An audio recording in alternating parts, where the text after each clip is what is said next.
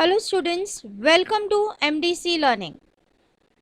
We are learning Standard TYBCom Semester 6, the subject Financial Accounting, and the new topic which we are starting is Liquidation of Company. What do you mean by liquidation, students?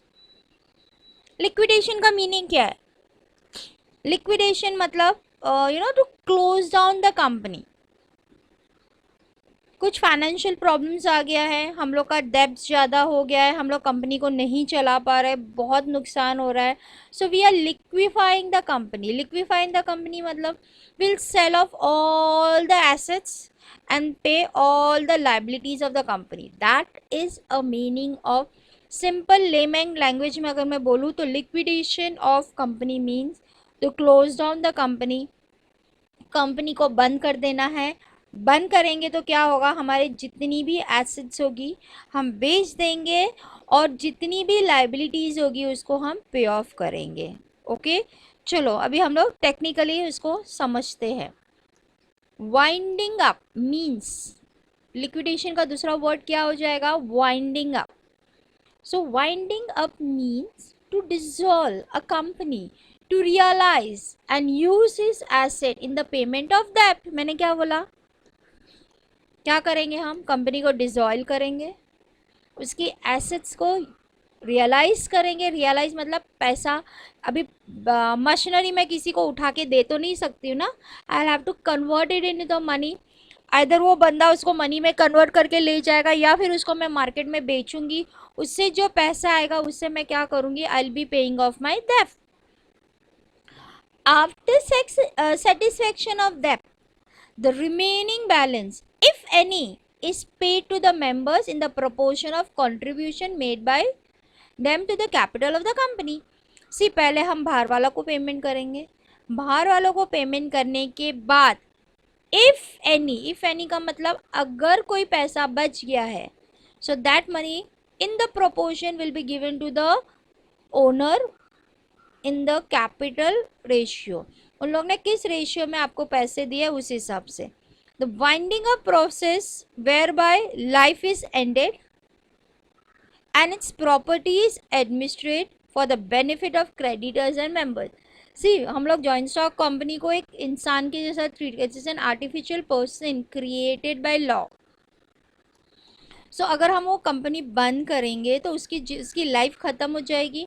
उसकी जितनी भी assets होगी वो हम market में बेचेंगे, उससे जो पैसा आएगा उससे हम हमारा डेट क्लियर करेंगे. As per section 294A, as per section 294A of a company act of 2013, winding up means winding up of any of this act और लिक्विडेशन अंडर द इंसॉल्वेंसी और बैंक्रप्सी एक्ट. आइदर इंसॉल्वेंसी मतलब we don't want to work it ना, यार बस बहुत हो गया, अभी ये कंपनी मुझे नहीं चलानी है. दूसरा बैंक्रप्सी. बैंक्रप्सी का मतलब क्या है, आपकी लाइबिलिटीज़ आपके एसेट से ज़्यादा है. See, till I am solvent, I am a solvent person. अब मेरे पास बहुत उधार है, नो प्रॉब्लम, लेकिन अगर मेरे पास एसेट है जिससे मैं पेमेंट कर सकती हूँ तो आई am a solvent person. Insolvent का मतलब क्या होता है, भाई मेरा एसेट है 10 रुपये का और मेरी लाइबिलिटी 15 रुपया है. सो पूरा एसेट बेचने के बावजूद भी I will not be able to clear my liabilities. That is called insolvency.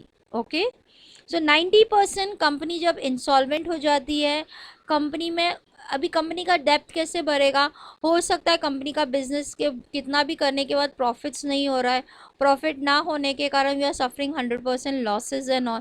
Losses आते आते आते आते क्या होता है, हमारा डेप्ट कर्जा बढ़ते जाता है और एक पोजीशन ऐसा आ जाता है कि अब ऐसा होता है कि नहीं, अब हम लोग ये कर्जा बर्दाश्त नहीं कर सकते, तो it's better to close down the company. Payment of order. अब आप ऑर्डर कैसे पेमेंट करोगे, सबसे पहले लीगल चार्जेस पे करोगे अगर कंपनी का कोई भी लीगल चार्जेस होगा. उसके बाद liquidator remuneration. Who is a liquidator? A liquidator is a person who is appointed by the court for the smoothening of winding up of a company. Now see, company किसी एक बंदे की नहीं होती है, उसमें बहुत लोगों का पैसा लगा होता है. सो वाइंडिंग अप प्रोसेस भी बहुत स्मूथली और अच्छे से होना चाहिए, किसी के बेनिफिट के लिए नहीं होना चाहिए, बिकॉज ऑफ दैट। और सेकेंडली, हम आज सुबह में सो के उठे और बोलेंगे भाई हमें कंपनी बंद होना है, ऐसा नहीं होता है। There are many rules and regulation. देखो हम लोग ने इंटरनल रिकन्स्ट्रक्शन भी देखा, हमने एक्सटर्नल रिकन्स्ट्रक्शन भी देखा, हम लोग ने ये दोनों टॉपिक पे भी डिस्कस कर लिया, और हमें ऐसा लग रहा है ये करने के बावजूद भी हमारी कंपनी में कोई फ़र्क नहीं पड़ेगा। तो अभी हमारे पास कोई ऑप्शन नहीं है, हम क्या करेंगे, कोर्ट में जाएंगे, कोर्ट में से परमिशन लेंगे। तो court will appoint one liquidator who is going to help you for all this work. वो हमारा चाचा नहीं लग रहा है कि वो हमें फ्री में काम करेगा। he is going to charge some money, that is called as liquidator remuneration. Are you getting it? That is called as liquidator. और अभी एसेट्स को लिक्विडाइफाई करने के लिए भी खर्चा होता है, दैट इज लिक्विडेशन एक्सपेंसिव। उसके बाद हम डिबेंचर होल्डर्स इंक्लूडिंग इंटरेस्ट देंगे, फिर हम क्रेडिटर्स को देंगे। क्रेडिटर्स के अंदर हम पहले प्रेफरेंशियल क्रेडिटर्स को देंगे। प्रेफरेंशियल क्रेडिटर्स मतलब the creditors who have a preferential right, वहाँ पे दिया गया होगा this many creditors are preferential, question में क्लियर कट बोला होगा। फिर हम देंगे अनसिक्योर्ड क्रेडिटर्स को। उसके बाद अगर हमारे पास पैसा बचेगा तो सबसे पहले आपको पता है ना प्रेफरेंशियल शेयर होल्डर्स को जाता है। प्रेफरेंशियल शेयर होल्डर्स कौन है? Preference share holders. Preference share holders का डेफिनेशन ही आपको पता है, what is the definition? The definition is they have a preferential right over the equity shareholder at the time of winding up of a company. अगर company बंद हो रही है तो इक्विडेटर को, लिक्विडी शेयर होल्डर को पैसा देने से पहले हमें प्रेफरेंस शेयर होल्डर्स को पैसे देने पड़ते हैं।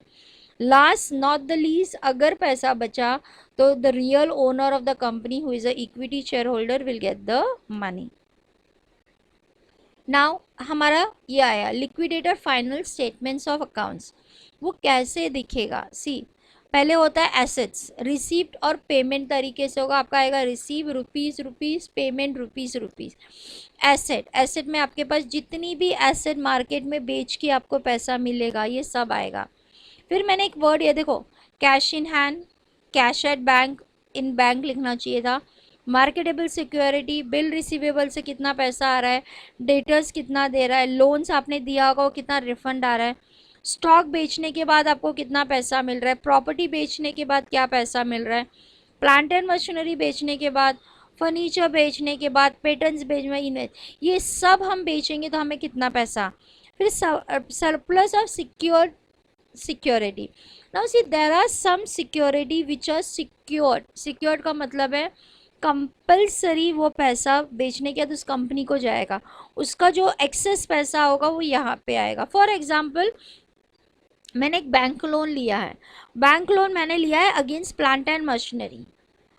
So what will happen, plant and machinery पे पहला हक बैंक का होगा, प्लांट एंड मशीनरी बिकेगा तो बैंक अपना पैसा ले लेगी, एक्सेस होगा तो व्हाट विल हैपन, आपको दिया जाएगा, कम पड़ेगा तो that will come as an payment side में आ जाएगा, then they will become a unsecured creditors. अगर हमारा स्टार्टिंग में अनपेड कॉल होगा तो हम कॉल अप करेंगे। फिर यहाँ पे लीगल चार्जेस आएगा, मैंने बोला पेमेंट का ऑर्डर कैसा है, लीगल चार्जेस, रेम्यूनरेशन आएगा, ऑक्शनर वैल्यू चार्जेस आएगा, लिक्विडेटर एक्सपेंसेस, डिबेंचर्स होगा, क्रेडिटर्स, प्रेफरेंशियल, अनसिक्योर। उसके बाद पैसा बचा तो प्रेफरेंस शेयर होल्डर को मिलेगा, और लास्ट में पैसा बचा तो हमारा इक्विटी शेयर होल्डर को मिलेगा। एंड दिस विल बी से, ये जैसे हम प्रॉब्लम करेंगे you will understand it how the problem will go on. ये प्रोफॉर्मा आपको याद करना है, okay. Thank you. This was a basic information which is there on the liquidation of company.